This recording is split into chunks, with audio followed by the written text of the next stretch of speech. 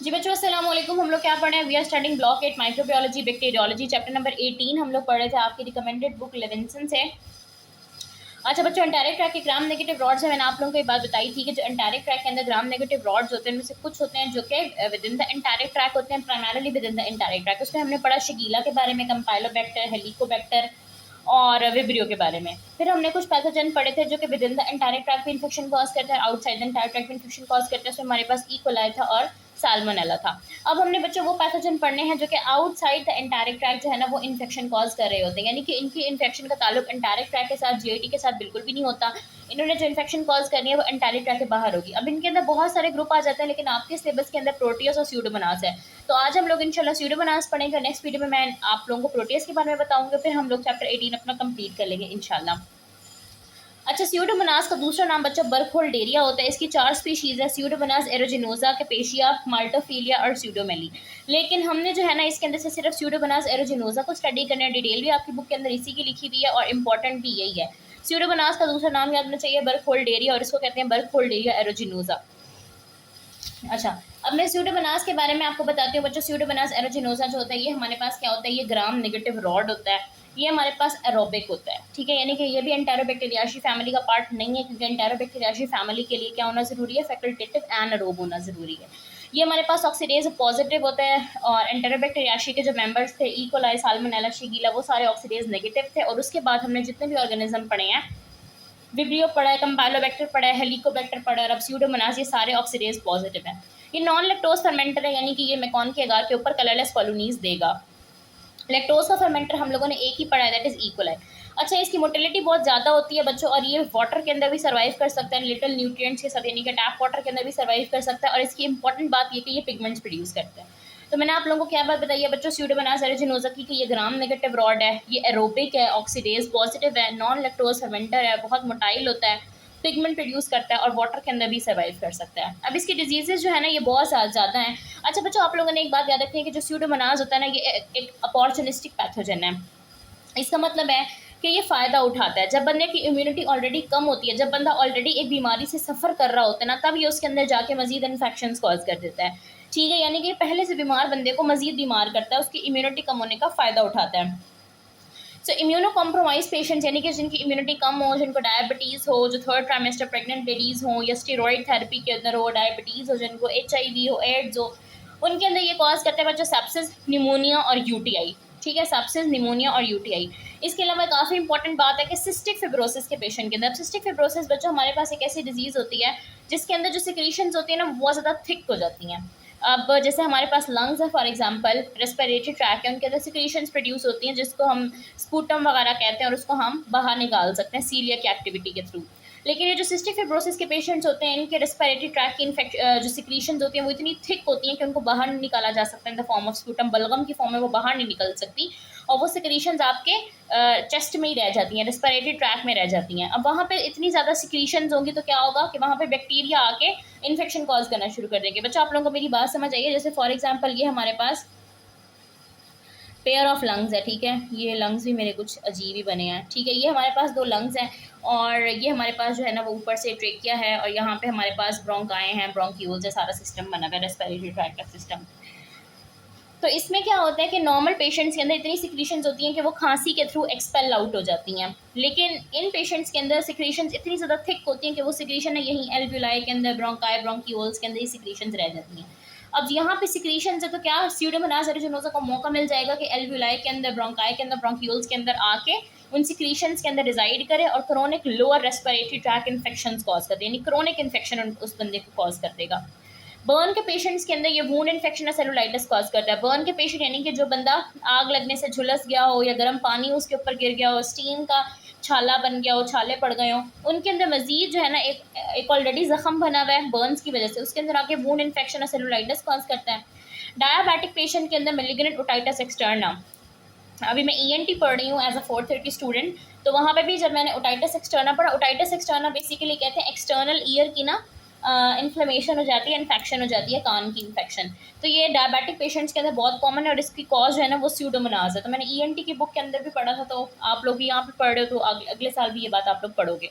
सो immuno compromise patients के अंदर sepsis, pneumonia और यूटीआई, सिस्टिक फिब्रोसिस के पेशेंट्स के अंदर chronic lower respiratory tract infections, burn के पेशेंट्स के अंदर वुंड इन्फेक्शन और सेलुलाइटिस, डायबिटिक पेशेंट्स के लिए अंदर मेलिग्नेंट ओटाइटिस एक्सटर्ना। कुछ डिजीजेस इसकी डिजीजेस के नीचे लिखी हुई हैं, कुछ जो है ना वो क्लिनिकल फाइंडिंग वाली जो सब हेडिंग है ना वहाँ पर लिखी हुई है, ठीक है। इसके अलावा बच्चों ये एरिथीमा गैंग्रियोजम कॉज कर रहा होता है। एरिथीमा गैंग्रियोजम हमारे पास किस तरह का होता है, बेसिकली कि हमारे पास ब्लैक निक्रोटिक लियंस होती हैं, ये हमारे पास गैंग्रीन होता है एक तरह का। जिस तरह आप लोगों ने मायोनिक्रोसिस वगैरह देखा था ना, नेक्रोटाइजिंग फेशियाइटिस वगैरह, उस तरह का ये होता है। तो ये ब्लैक निक्रोटिक लियंस होती हैं, इसको एरिथीमा गैंग्रियोजम बोलते हैं। इसके अलावा hot tube folliculitis, hot tube folliculitis बच्चों हम लोग कहते हैं कि अच्छा ये हमारे पास ना एरिथीमा गैंग्रियोजम की पिक्चर्स हैं, ये इस तरह से ना गैंग्रीन हो जाता है, ब्लैक निक्रोटिक लियंस बन जाती है। इसके अलावा हॉट ट्यूब फॉलिकुलाइटिस होता है, यानी कि जो स्विमिंग पूल यूजर्स होते हैं ना, खासतौर पर जैसे लड़के होते हैं, गर्मी आते ही ये वेल्स का, ट्यूब वेल्स का, स्विमिंग पूल्स का रुख कर लेते हैं। इसके अलावा हॉट बाथ्स वगैरह भी दी जाती हैं विंटर्स में।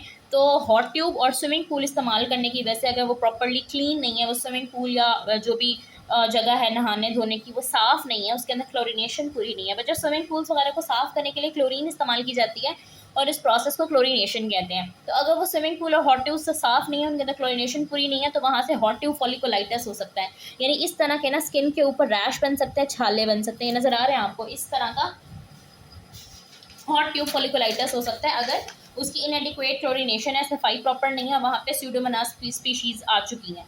इसके अलावा बच्चों जो जिम शूज़ होते हैं ना, उनके थ्रू पंक्चर वूंड्स या पंक्चर वूंड्स के थ्रू ऑस्टियोमाइलाइटिस और फुट कॉज कर सकते हैं। यानी कि जो जिम के ख़ास तरह के जूते होते हैं ना, वो मुस्तकिल तौर पर पहन के रखने और एक्सरसाइज करने से वहाँ पे छाले बन सकते हैं, वूंड्स बन सकते हैं और उनसे आगे फिर क्या हो सकता है, ऑस्टियोमाइलाइटिस ऑफ फुट हो सकता है।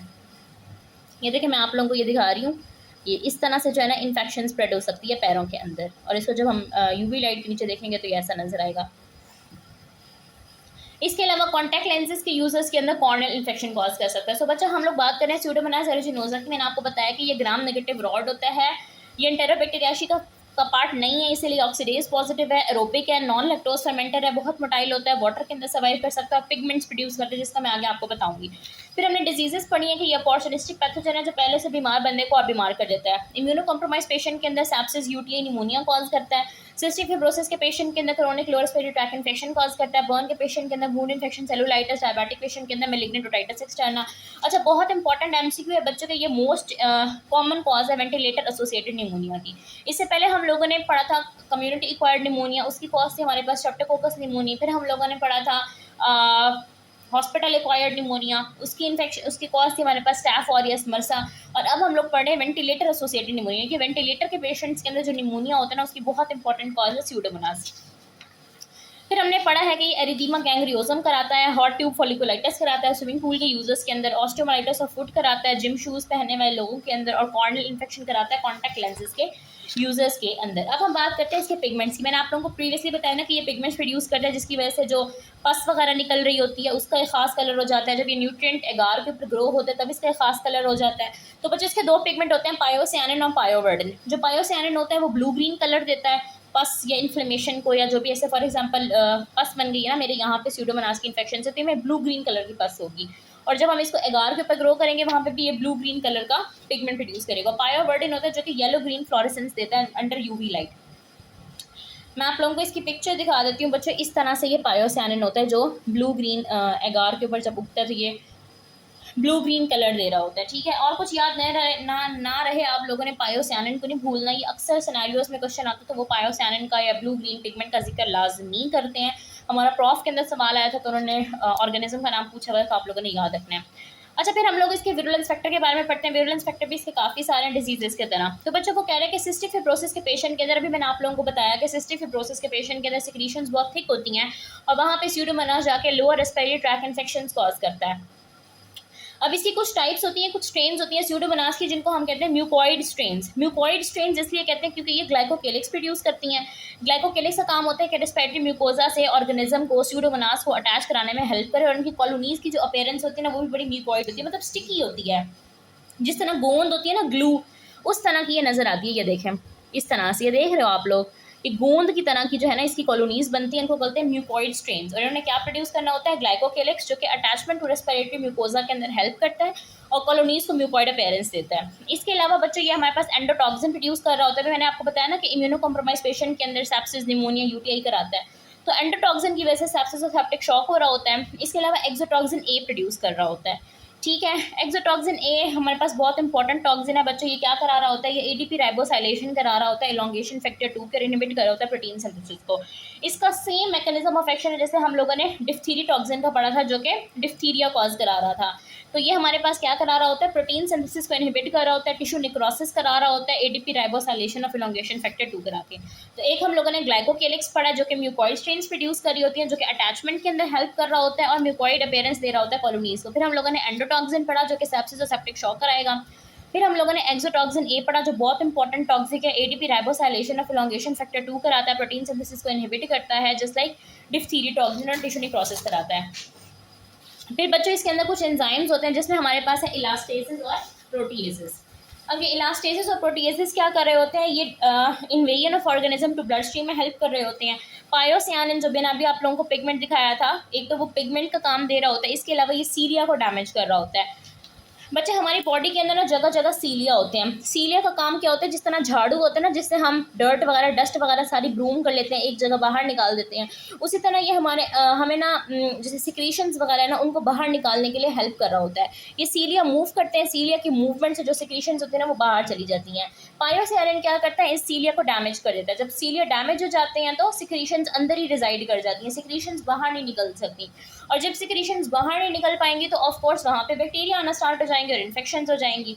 इसके अलावा इसके पास टाइप 3 सिक्रीशन सिस्टम होता है। टाइप 3 सिक्रीशन सिस्टम बच्चों एक इंजेक्शन की तरह होता है, ये डायरेक्ट जो है ना सेल्स के अंदर टॉक्सिन्स को इंजेक्ट कर रहा होता है। तो हम लोगों ने क्या क्या पढ़ा, सबसे पहले हम लोगों ने पढ़ा कि म्यूकोइड स्ट्रेन्स के पास ग्लाइकोकेलिक्स होता है जो कि अटैचमेंट के अंदर हेल्प कर रहा होता है और म्यूकोइड अपीयरेंस दे रहा होता है कॉलोनीज को।